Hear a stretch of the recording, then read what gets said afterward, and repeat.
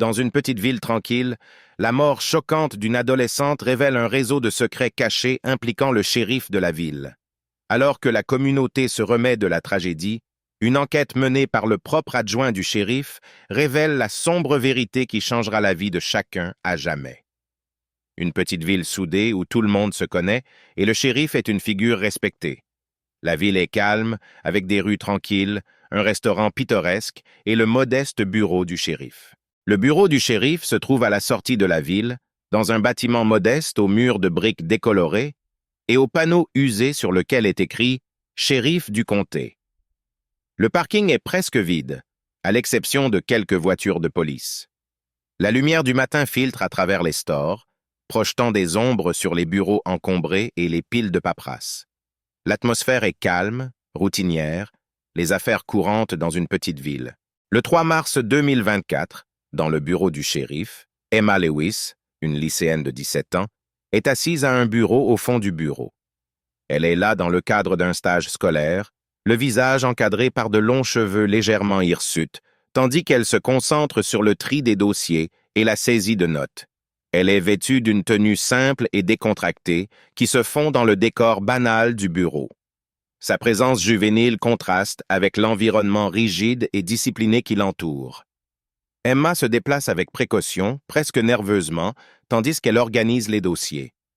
Elle lève parfois les yeux vers la porte du bureau du shérif, une pointe de tension dans les yeux, comme si elle attendait quelque chose ou quelqu'un. Malgré le cadre ordinaire, on sent un sentiment de malaise dans son comportement, comme si elle essayait d'éviter d'attirer trop l'attention. Le shérif John Baker entre dans la zone principale.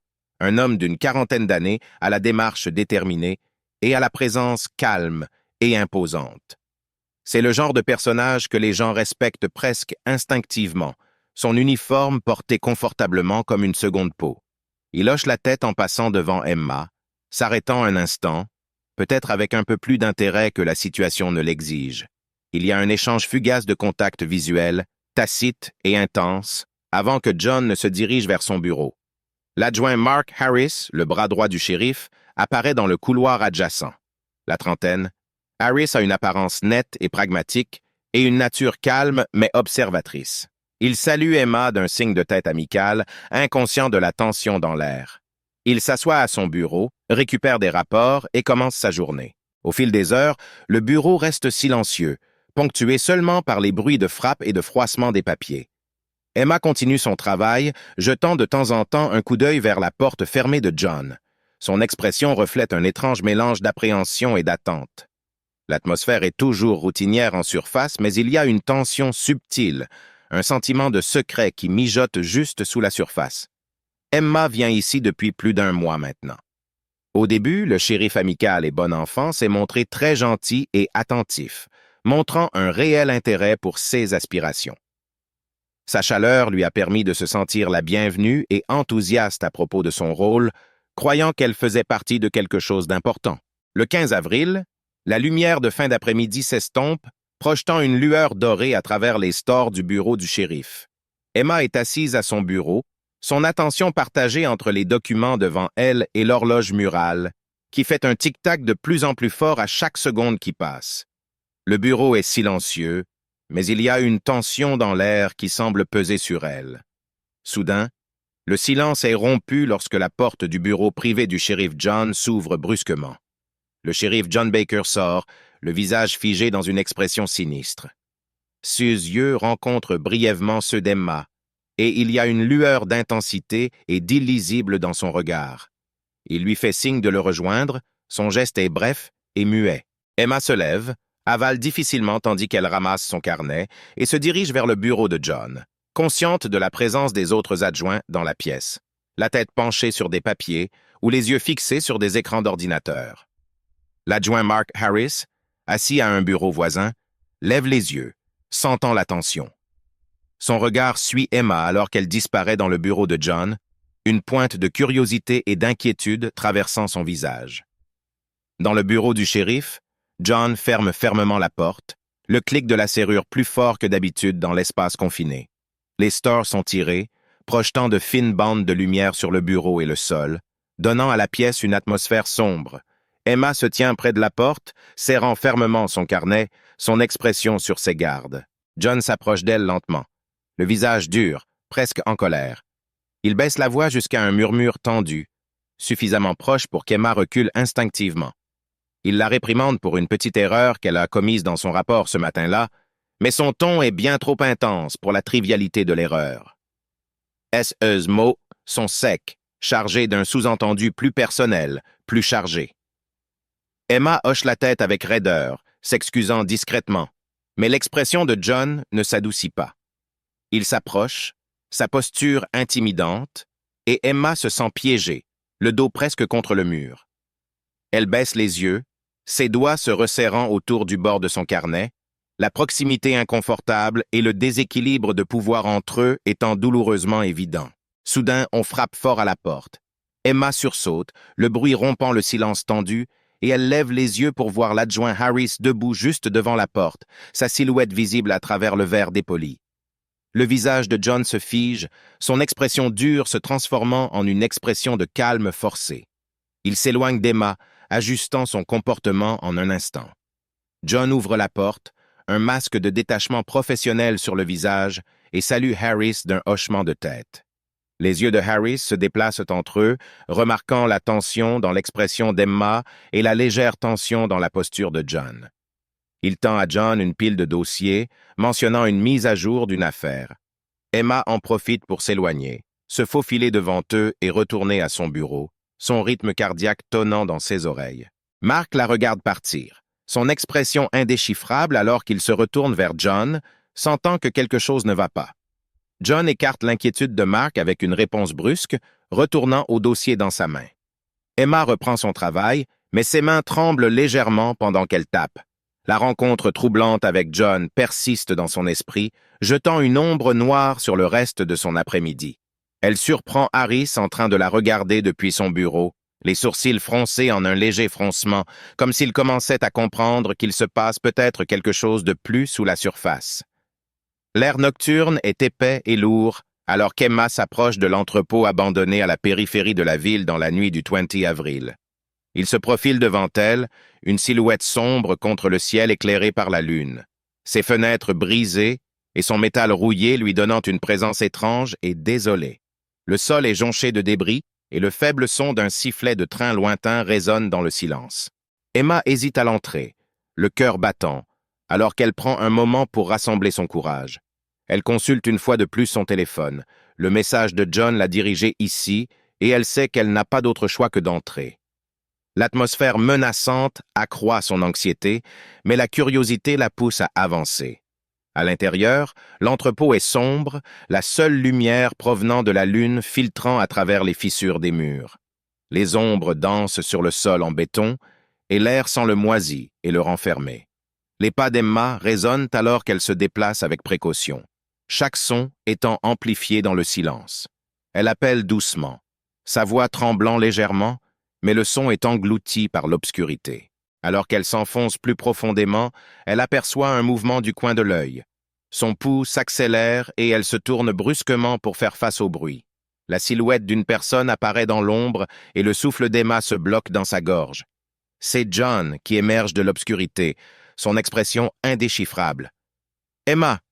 dit-il d'une voix basse et sérieuse. Il s'approche, la tension palpable alors qu'elle se tient enracinée sur place. Il y a une urgence dans son comportement qui lui fait frissonner. « J'ai besoin de te parler. » Emma hoche lentement la tête, sa peur instinctive luttant contre sa curiosité. John lui fait signe de le suivre plus profondément dans l'entrepôt, où les ombres sont plus épaisses et l'air semble chargé. Elle hésite un instant, mais l'attraction de son autorité la pousse à avancer. Alors qu'ils atteignent une zone plus isolée, John s'arrête et se tourne vers elle. Son expression change et pendant un bref instant, une lueur de vulnérabilité traverse son visage. « Tu dois faire attention !» prévient-il en regardant autour de lui comme pour s'assurer qu'ils sont seuls. « Il y a des gens qui regardent. » Les yeux d'Emma s'écarquillent, un mélange de confusion et de peur tourbillonnant en elle. La gravité de ses mots s'installe et elle ressent un sentiment de terreur accablant. Soudain, Un grand bruit résonne dans l'entrepôt, faisant trembler les murs et faisant instinctivement reculer Emma. Son cœur s'emballe alors que l'expression de John s'assombrit, ses instincts protecteurs prenant le dessus. Il se rapproche, la protégeant de son corps alors qu'ils se tournent tous les deux vers la source du bruit. Un autre bruit retentit, suivi de voix étouffées. John serre la mâchoire et fait un pas en avant, se préparant à enquêter. Emma ressent une vague de panique. La réalité de sa situation lui tombe dessus. Alors que John disparaît dans l'obscurité, Emma se retrouve debout dans la pénombre, déchirée entre la peur et l'envie de le suivre. Les bruits se font plus forts et elle sait qu'elle devrait courir, mais quelque chose la maintient en place. Le poids de la situation pèse sur elle, elle réalise qu'elle est dépassée. Le lendemain matin, le bureau du shérif bourdonne avec les activités matinales des forces de l'ordre. Les officiers se déplacent rapidement, leur conversation crée un faible bourdonnement d'énergie, mais une absence notable jette une ombre sur la routine habituelle. Emma n'est pas présente. L'adjoint Harris jette plusieurs fois un coup d'œil à l'horloge, l'inquiétude gravant des rides sur son front. Le bureau d'Emma est intact. Son absence est troublante. Le bureau semble moins animé sans elle, et une inquiétude lancinante s'installe dans son estomac. Le shérif John, assis derrière son bureau, semble concentré sur les tâches de la journée. Mais il y a un soupçon de tension dans sa posture. Il jette un coup d'œil vers la chaise vide d'Emma, une inquiétude tacite traversant son expression avant de la masquer rapidement. L'adjoint s'approche de John, jetant un regard furtif au poste de travail d'Emma. John le salue, l'assurant qu'Emma a envoyé un SMS pendant la nuit, demandant un congé en raison d'un malaise. Il balaie les inquiétudes d'Harris, insistant sur le fait que tout le monde a besoin d'espace de temps en temps. Harris, cependant, reste mal à l'aise. Il retourne à son bureau mais ne peut se défaire du sentiment que quelque chose ne va pas. Les bruits habituels des claviers et des sonneries de téléphone semblent étouffés, et la camaraderie entre les officiers manque de sa chaleur habituelle sans la présence pleine d'entrain d'Emma. Au fil des heures, le malaise au sein du bureau du shérif grandit. L'adjoint Harris essaie de se plonger dans ses tâches, mais ses pensées ne cessent de dériver vers l'absence d'Emma. Un sentiment d'urgence se développe en lui, il ne peut ignorer les signes. Quelque chose de plus profond est en jeu. À l'heure du déjeuner, l'atmosphère au bureau reste tendue. L'inquiétude de Harris s'envenime alors qu'il jette un nouveau coup d'œil vers le bureau vide d'Emma. La détermination s'allume en lui. Il sait qu'il ne peut pas laisser tomber. Emma a besoin de quelqu'un pour veiller sur elle, et si John n'agit pas, il le fera. Alors que le crépuscule tombe sur la petite ville, les derniers rayons du soleil disparaissent derrière l'horizon, projetant de longues ombres sur les rues. L'adjoint Harris, troublé par l'absence d'Emma, ressent une urgence qui le pousse à avancer. Le bureau a bourdonné d'inquiétude tout au long de la journée, mais à chaque heure qui passe, son anxiété s'accentue. Il sait qu'il ne peut plus attendre, il doit aller voir comment elle va. Il monte dans sa voiture de patrouille, le moteur ronronnant à la vie alors qu'il sillonne les routes familières qui mènent à l'appartement d'Emma. Le bourdonnement silencieux du véhicule contraste fortement avec la tension croissante dans sa poitrine. L'air du soir est frais, porteur d'une pointe de malaise qui s'accroche à lui alors qu'il conduit. En s'arrêtant devant son immeuble, il remarque les lumières tamisées qui scintillent dans les fenêtres, les ombres qui dansent derrière les rideaux. Alors qu'il sort du véhicule, le craquement du gravier sous ses pieds est plus fort que d'habitude, amplifiant le silence qui l'entoure. En s'approchant de l'entrée, le cœur d'Harris s'emballe. Il frappe à la porte, le son résonnant dans le silence. Il n'y a pas de réponse. Il frappe à nouveau, un sentiment de terreur l'envahit. Il essaie la poignée de porte, mais elle est bien verrouillée. Un sentiment troublant s'insinue dans son esprit. Il se dirige vers la fenêtre, jetant un œil à l'intérieur, mais la pièce est sombre, ne révélant rien d'autre que des ombres. Il l'appelle doucement par son nom, mais la seule réponse est le bruissement des feuilles dans la brise du soir. Son instinct reprend le dessus et il décide de vérifier les alentours. En faisant le tour de l'immeuble, ses yeux scrutent la moindre trace de sa présence. Il jette un œil dans la petite cour derrière le complexe d'appartements, espérant la trouver là. Mais l'espace est vide, à l'exception de quelques feuilles éparses. L'inquiétude le ronge et il décide de saisir son téléphone. Il compose le numéro d'Emma, écoutant la sonnerie dans son oreille, chaque tonalité augmentant son anxiété. Finalement, il tombe sur la messagerie vocale. « Hé, c'est Emma! Laissez un message! » La voix joyeuse et familière contraste cruellement avec la lourde incertitude qui pèse sur lui. Harris prend une grande inspiration, évaluant ses options. Il revient vers l'avant du bâtiment, l'obscurité l'enveloppant, et réfléchit à ses prochaines étapes. Il sait qu'il doit informer le shérif John, mais une partie de lui hésite. L'attitude dédaigneuse de John résonne dans son esprit. Mais il ne peut ignorer la possibilité qu'Emma soit en difficulté. Avec détermination, il décide d'appeler des renforts. Il compose rapidement le numéro du répartiteur, signalant l'absence d'Emma et demandant de l'aide pour la rechercher. En attendant, il scrute les environs, un sentiment d'urgence le poussant à agir. Au fond de son esprit, une pensée troublante fait surface. Et si la façade protectrice du shérif cachait une vérité plus sombre? Il sent le poids de la responsabilité peser sur lui. Il ne peut pas laisser la peur le paralyser. Il doit retrouver Emma, quel qu'en soit le prix. Le 24 avril, le soleil matinal filtre à travers les arbres, projetant une douce lueur sur le sol de la forêt. Un lourd silence enveloppe la clairière, rompu seulement par le chant lointain des oiseaux et le bruissement des feuilles dans la douce brise. L'air est lourd de tension alors qu'une équipe de recherche ratisse la zone, le cœur lourd de terreur et d'espoir. L'adjoint Harris se tient au bord de la clairière, le cœur battant dans sa poitrine. 3 longs jours se sont écoulés depuis la disparition d'Emma, et chaque heure qui passe aggrave l'inquiétude de ses amis et collègues. Alors que les équipes de recherche parcourent les bois, le paysage semble de plus en plus menaçant, les ombres se rapprochant à mesure que le soleil monte plus haut. Soudain, un appel perce l'air, brisant le calme fragile. « Par ici !» La voix d'un collègue retentit, empreinte d'urgence. Le cœur d'Harris se serre alors qu'il se précipite vers le bruit, la peur le poussant en avant. Lorsqu'il arrive sur les lieux, les policiers ont formé un périmètre, leurs expressions sinistres. La vue qui s'offre à lui le glace jusqu'aux os. Le corps sans vie d'Emma gît sur le sol de la forêt, entouré d'un halo de feuilles mortes. Elle semble épargnée par le temps, mais l'immobilité de sa silhouette trahit l'horrible réalité. Harris sent le poids du désespoir s'abattre sur lui. Il s'agenouille à côté d'elle, une vague de nausée le submerge. L'esprit autrefois vibrant d'Emma est désormais éteint et le monde lui semble insupportablement lourd. L'enquêteur principal se penche sur le corps, note les circonstances. Il documente soigneusement la scène et Harris recule, luttant contre les larmes. Un sentiment d'impuissance l'envahit. Il aimerait pouvoir remonter le temps pour protéger la victime de ce sort. Plus tard, à la morgue, l'atmosphère est austère et stérile. Harris regarde le coroner se préparer à pratiquer l'autopsie. La pièce est froide, à la fois par la température et par la réalité austère. Le coroner travaille méthodiquement, son expression impassible alors qu'il commence l'examen. Les jours passent et les résultats tombent enfin. La voix du coroner résonne dans l'esprit de Harris alors qu'il lui annonce la nouvelle. Emma était enceinte. La révélation tombe comme un coup dur, aggravant la tragédie de sa mort. Harris se débat avec les implications.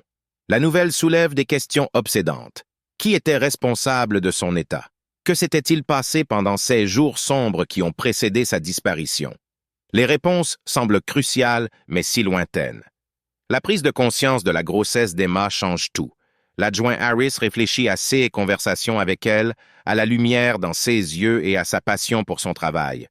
Elle avait des rêves, des projets pour l'avenir, et maintenant ils sont perdus.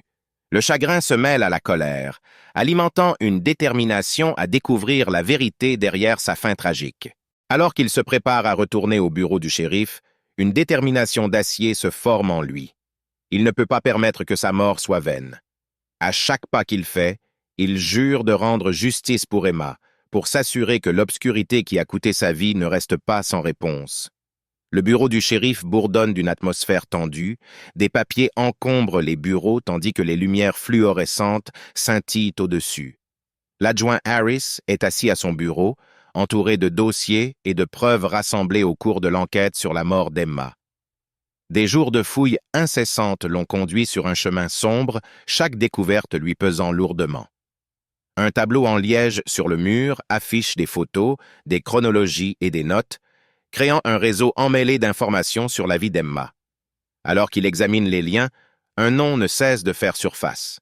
un homme marié vu fréquemment près des endroits où Emma a été repérée pour la dernière fois. Alors qu'il se prépare à retourner au bureau du shérif, une détermination d'acier se forme en lui. Il ne peut pas permettre que sa mort soit vaine. À chaque pas qu'il fait, il jure de rendre justice pour Emma, pour s'assurer que l'obscurité qui a coûté sa vie ne reste pas sans réponse. Le bureau du shérif bourdonne d'une atmosphère tendue. Des papiers encombrent les bureaux, tandis que les lumières fluorescentes scintillent au-dessus. L'adjoint Harris est assis à son bureau, entouré de dossiers et de preuves rassemblées au cours de l'enquête sur la mort d'Emma. Des jours de fouilles incessantes l'ont conduit sur un chemin sombre, chaque découverte lui pesant lourdement. Un tableau en liège sur le mur affiche des photos, des chronologies et des notes, créant un réseau emmêlé d'informations sur la vie d'Emma. Alors qu'il examine les liens, un nom ne cesse de faire surface. Un homme marié vu fréquemment près des endroits où Emma a été repérée pour la dernière fois. Après des heures d'enquête, Harris découvre une série de messages sur le téléphone d'Emma, des fils de discussion révélant des rencontres clandestines avec quelqu'un appelé G. Il réalise alors que G est le shérif John. L'homme qui aurait dû la protéger se révèle être son amant, et la trahison le tord. Il se souvient du dédain du shérif concernant l'absence d'Emma, de la façon dont il a balayé ses inquiétudes. La façade protectrice se brise maintenant sous les yeux d'Harris. La colère le submerge, alors qu'il se prépare à affronter le shérif. Harris organise une réunion avec John dans la salle de conférence faiblement éclairée. L'air est lourd de tension, alors qu'il expose les preuves méthodiquement, chaque détail illuminant les recoins sombres de leur relation. L'attitude confiante de John faiblit lorsqu'il commence à comprendre le poids de l'accusation. Son expression passe de la confusion à l'incrédulité, puis se met sur la défensive. Harris regarde le shérif pâlir, la réalité de la situation s'installant. La vérité jette une ombre sur la pièce, exposant les implications plus sombres des actions de John. Le silence plane dans l'air, épais de vérités non dites. L'attitude du shérif change, une lueur de colère étincelle dans ses yeux. Il sait qu'il est acculé dans un coin, mais Harris tient bon, le feu de la détermination s'allumant en lui. Alors qu'il quitte la pièce, la gravité de la situation pèse lourdement sur ses épaules. La bataille pour la justice a commencé et le shérif adjoint Harris est déterminé à la mener à bien, quel qu'en soit le prix. La tension dans le bureau du shérif est palpable alors que le shérif adjoint Harris se prépare à la prochaine étape de son enquête. Il sait qu'il ne peut pas laisser la vérité enfouie. Il rassemble des preuves, croise les messages et les mouvements d'Emma avec les allées et venues du shérif John. L'horloge tourne de manière inquiétante, chaque seconde amplifiant l'urgence d'agir. Après des heures de travail de compilation, Harris se rend dans la salle de briefing de la station. Il appelle l'équipe d'adjoints, conscient qu'ils devront rester unis face à la menace imminente de la corruption. Alors qu'ils entrent, il peut lire l'inquiétude sur leur visage. Ils ont senti le changement dans l'air, les courants sous-jacents de tension qui ont enveloppé le bureau. Harris expose les conclusions sur une grande table, des photos d'Emma, des extraits de messages textes et des notes qui relient le shérif à elle. Il explique les réunions secrètes d'Emma avec John, détaillant comment sa grossesse et sa mort ultérieure sont étroitement liées aux actions du shérif. La salle devient silencieuse, la gravité de la situation s'installe. Les adjoints échangent des regards, l'incertitude se dessinant sur leurs visages.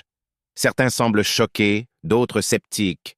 Harris sait qu'il doit gagner leur confiance. Il souligne que la justice pour Emma doit être leur priorité et qu'ensemble, ils doivent affronter le shérif. Le soleil se couche, projetant une teinte rouge sur la ville tandis que l'adjoint Harris rassemble son équipe dans le bureau du shérif. L'atmosphère est chargée d'appréhension, chaque adjoint ressentant le poids de l'enquête à laquelle il s'apprête à faire face. La tension est palpable alors qu'ils se préparent à affronter le shérif John, l'homme en qui ils avaient autrefois confiance. Harris expose les preuves sur une grande table, des photos d'Emma, des extraits de messages textes et des notes qui relient le shérif à elle. Il décrit méticuleusement les rencontres secrètes d'Emma avec John, soulignant le lien entre sa grossesse, sa mort tragique et les actions du shérif. La pièce s'alourdit de silence tandis que les adjoints prennent conscience de la gravité de la situation. Le shérif entre, une façade de calme masquant la tension croissante. Il jette un coup d'œil à la table, son expression passant de la confusion à la colère défensive.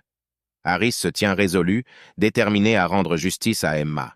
Alors que le shérif tente de minimiser les preuves, Harris reste concentré, soulignant la chronologie et les liens qui révèlent la trahison de John. L'air s'épaissit de vérités non dites et les enjeux deviennent clairs. Les autres adjoints s'avancent, s'alignant sur Harris. Le front uni contre leur supérieur amplifie la tension. Une confrontation palpable entre l'autorité et la justice. Le shérif se rend compte qu'il est acculé dans un coin, le contrôle qu'il exerçait autrefois lui échappant. Harris reste ferme, conscient de l'importance de leur mission. La gravité du moment s'installe alors qu'ils se préparent à agir contre l'homme qui a causé tant de souffrance. Le palais de justice se dresse sur le ciel bleu, symbole de justice et du poids de la vérité. À l'intérieur, l'atmosphère est lourde d'impatience tandis que les spectateurs se rassemblent pour assister à la conclusion du procès. Le shérif adjoint Harris est assis parmi ses collègues, un mélange d'espoir et d'anxiété le parcourt. Le shérif entre, son attitude contraste fortement avec celle de l'homme qui imposait autrefois le respect à sa communauté. Il entre aux côtés d'un avocat bien habillé, dont la démarche assurée indique une stratégie préparée pour contrer les preuves qui s'accumulent contre lui. La salle d'audience bourdonne tandis que les débats se déroulent, révélant les détails de l'histoire tragique d'Emma. Harris observe attentivement, notant la manière dont l'avocat du shérif navigue habilement dans le récit, détournant la faute sur Emma. La défense affirme qu'elle a intentionnellement séduit le shérif, dressant un tableau de manipulation et de tromperie qui laisse le public incrédule. Alors que l'accusation présente son dossier, Harris sent un nœud se nouer dans son estomac. Il connaît la vérité, et pourtant il regarde la défense tisser une toile de mensonges, sapant le caractère d'Emma. Le juge écoute attentivement et le jury absorbe chaque mot, leurs expressions révélant peu de leurs pensées. Lorsque le jury rend enfin son verdict, la tension est insoutenable. La salle d'audience retient son souffle pendant la lecture du verdict. Le shérif reçoit une peine minimale en raison de ses longs états de service et des circonstances entourant l'affaire. Le poids de l'injustice pèse lourd dans l'air, une pilule amère pour ceux qui aimaient Emma. L'adjoint Harris se tient au fond de la salle d'audience. Un mélange de colère et de déception le parcourt. Il connaît la vérité sur les actes du shérif et la douleur infligée à Emma. Alors que la salle d'audience se vide, Harris ressent un nouveau sentiment de responsabilité. L'histoire d'Emma ne sera pas oubliée. Le combat pour la justice s'étend au-delà de la salle d'audience jusqu'au cœur de ceux qui restent. Il jure d'honorer sa mémoire et de veiller à ce que personne d'autre ne subisse le même sort. Le soleil se couche dehors, projetant de longues ombres sur les marches du palais de justice. La communauté n'a peut-être pas obtenu la justice qu'elle recherchait, mais Harris est déterminé à garder l'esprit d'Emma vivant en luttant pour un monde où de telles tragédies ne pourront plus se produire.